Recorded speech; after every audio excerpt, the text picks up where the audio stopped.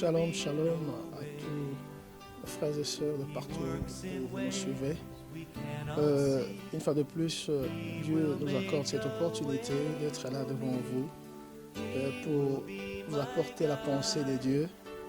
Nous sommes là, bien-aimés le Seigneur, pour amener une exhortation à quelqu'un.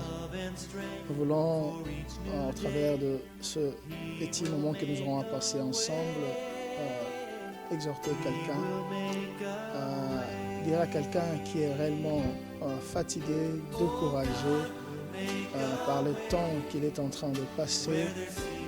Nous venons en ces moments exhorter quelqu'un, encourager quelqu'un, un bien-aimé qui nous suit présentement là. Et nous voulons, par ce présent vidéo, réellement te signaler.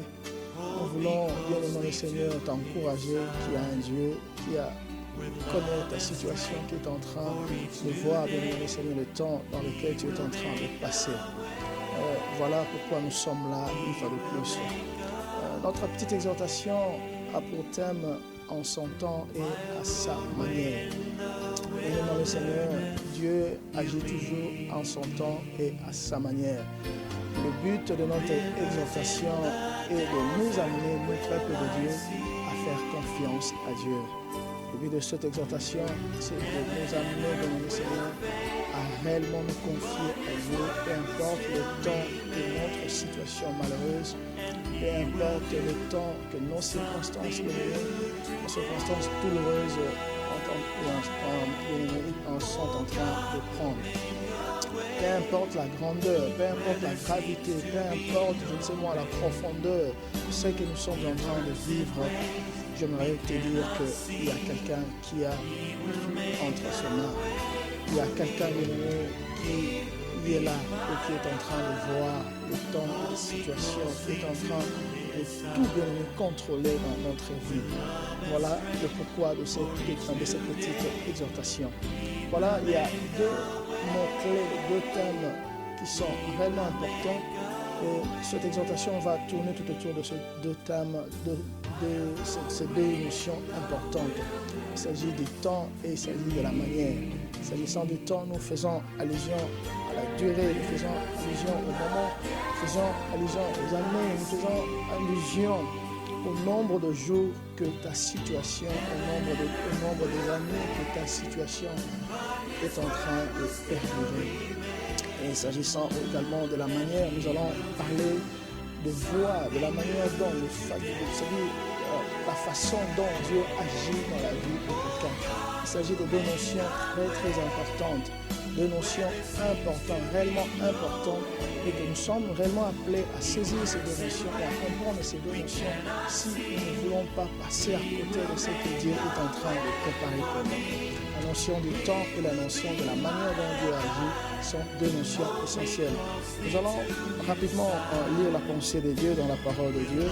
Nous allons lire une portion d'écriture dans le livre de Ésaïe chapitre 55. À partir du verset 8, la Bible dit ceci: « Car mes pensées ne sont pas vos pensées et vos voix ne sont pas mes voix, dit l'Éternel. Autant les cieux sont élevés au-dessus de la terre, autant mes voix sont élevées au-dessus de vos voix et mes pensées au-dessus de vos pensées. » Commençons par le premier concept, c'est-à-dire le temps, la notion du temps. C'est vrai, chacun de nous, moi y compris, souvent nous disons à tel moment, à telle période, je veux que ma vie soit, je ne sais pas moi, comme ça, comme ceci, comme cela. Je veux réaliser en telle année tel projet. Oui, nous avons tous des projets. Nous voulons tous, bien aimés, atteindre des buts et des objectifs à certains moments, à une certaine période. C'est très bien. Mais laisse-moi aussi te dire, bien dans le Seigneur, souvent on est déçu, souvent on est là. Seigneur, je voulais bien atteindre ce but, je voudrais bien devenir comme ceci, comme cela en telle année. Je me suis fixé des objectifs en long, en court ou à moyen terme. Malheureusement, je n'arrive pas à atteindre cela. Je comptais, j'avais vraiment envie de réaliser ceci, tel autre projet en telle année. Malheureusement, je suis en train de tourner, je suis en train de faire, je suis sur place, je n'arrive pas à progresser, je n'arrive pas à aller de l'avant. Qu'est-ce qui arrive? Le temps avance, l'âge avance, les choses sont en train de changer. Qu'est-ce qui m'arrive? Bien-aimé dans le Seigneur, j'aimerais te dire que nous les hommes, nous avons notre notion de temps à nous. Mais l'Éternel, notre Dieu, celui qui nous a créés aussi, a sa notion de temps. Dieu n'agit jamais en avance, Dieu n'agit jamais en retard. Bien-aimé, j'aimerais te dire, toi qui es en train de me suivre présentement, que Dieu a fixé un temps pour toutes choses. Voilà pourquoi la Bible déclare quelque part dans le livre des Ecclésiastes qu'il y a un temps pour tout. Il y a un temps pour s'aimer, il y a un temps pour récolter, il y a un temps pour pleurer et il y a un temps pour rire. Il y a un temps pour toutes choses. Dieu a fixé un temps pour toutes choses. Oui, il est vrai, nous avons notre notion à nous les hommes, notre notion à nous de temps. Mais Dieu a fixé le temps pour chaque chose dans notre vie. Les exemples sont légion dans la Bible. Et nous allons, bien aimé, rapidement parcourir quelques exemples bibliques où nous allons voir comment Dieu a agi dans le temps, comment Dieu a agi avec le temps dans la vie des hommes, dans la vie de beaucoup de personnes.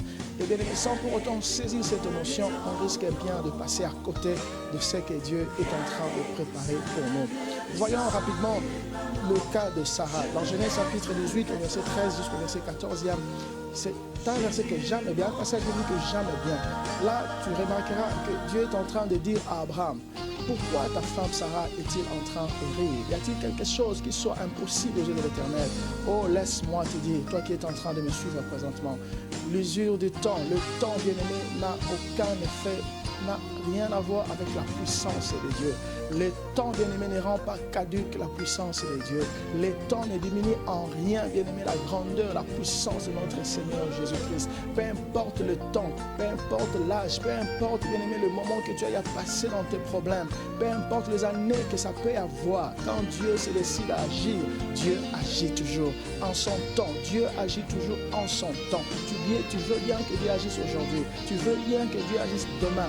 Mais peut-être ce n'est pas le temps de Dieu. Dieu a un temps propice. Il n'agit jamais en retard, jamais en avance. Il agit au moment opportun. Bien-aimé, Sarah était là. Il était en train de voir comment est-ce que le temps a pu détruire sa vie. Comment est-ce que le temps a pu détruire ses organes. Comment est-ce que le temps a pu, bien-aimé, avoir un impact sur sa vie. Comment le temps avait tout dérangé dans sa vie.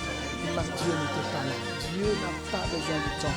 Dieu n'agit pas à notre temps. Dieu n'a pas besoin de voir ce que le temps a fait dans notre vie.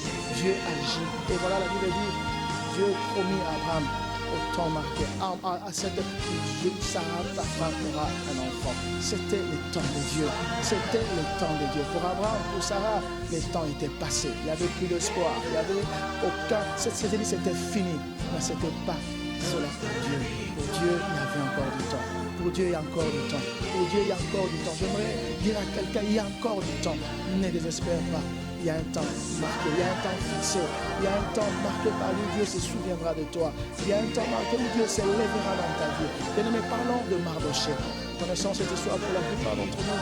Même dans le livre d'Esther, Mardochée qui était l'oncle d'Esther. La Bible nous dit qu'il avait fait un bien, il avait sauvé la vie du roi. Malheureusement, à cette époque-là, quand il avait fait ce bien, personne, la Bible nous dit que son nom fut inscrit dans le livre de souvenirs. Un point entre, rien d'autre, pas d'autre chose. C'est-à-dire, lui-même avait peut-être oublié, même le roi avait oublié, mais Dieu n'avait pas oublié. Dieu avait choisi un temps favorable, un temps très, très, très favorable pendant lequel il devait se souvenir de lui. Et ce temps-là, c'était réellement le temps qu'il fallait. C'était le moment, c'était le temps, c'était la période où Aman, le ennemi des Juifs, s'était levé, s'était ligué. Il avait réellement planifié la mort pour les Juifs dans ce pays étranger. C'est à ce moment-là précis que Dieu s'était levé pour se rappeler de Mardochée. Oh, nous connaissons l'histoire pour la plupart. Et voilà que le roi un jour fit un rêve. Et voilà qu'il y a un roi, le roi ne pouvait même pas dormir la nuit. Et il fit venir le livre de souvenirs. Pendant qu'il était en train de tourner les pages de son livre de souvenirs, il vit le nom de Mardochée. Il se rappela que cet homme sauvera sa vie un jour. Et voilà, c'est la mort qui était réservée aux Juifs, c'était bien évidemment retourner contre Aman. Pourquoi? Parce que Dieu s'était souvenu de Mardoché au moment opportun. Dieu s'était souvenu de Mardoché au moment favorable. Laisse-moi te dire, bien-aimé le Seigneur, peu importe le temps que ton problème est en train d'avoir, peu importe bien la situation dans laquelle le temps que ta situation que tu es en train de passer dans cette situation misérable, dans cette situation malheureuse, laisse-moi te dire, il y a un temps. Dieu fixe toujours un temps. Il y a un temps que Dieu va décider de se lever dans ta vie. Je me rappelle encore d'Israël. La Bible déclare, Dieu, après avoir appelé à son fils, son serviteur, Moïse, il dit, Moïse, maintenant j'ai vu la souffrance de mon peuple. Pose-toi un peu la question, est-ce que Dieu ne voyait pas? Est-ce que Dieu n'écoutait pas? Mais pourquoi Dieu dit, maintenant je vois? Maintenant je vais répondre. Je crois, j'ose croire, et je sais que c'est parce que Dieu voit tout, Dieu connaît tout, il est omniscient, il est omnipotent, Dieu connaît tout. Mais il dit, maintenant, je vais essayer de libérer mon peuple. Dieu fixe toujours un temps.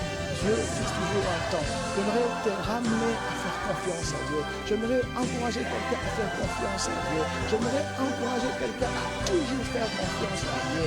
Peu importe le temps, peu importe les années, peu importe la durée des années, il y aura un moment. Il viendra un moment où Dieu va s'élever. Il viendra un moment où Dieu va se lever dans ta vie. Dieu finira par se souvenir de toi. N'aie pas peur du temps. N'aie pas peur du temps, bien-aimé. Ne crains pas. N'aie pas peur du temps. Le temps ne peut rien contre la volonté de Dieu. Le temps ne peut rien contre c'est-à-dire la puissance de Dieu. Il a beaucoup à dire sur ces notions de temps.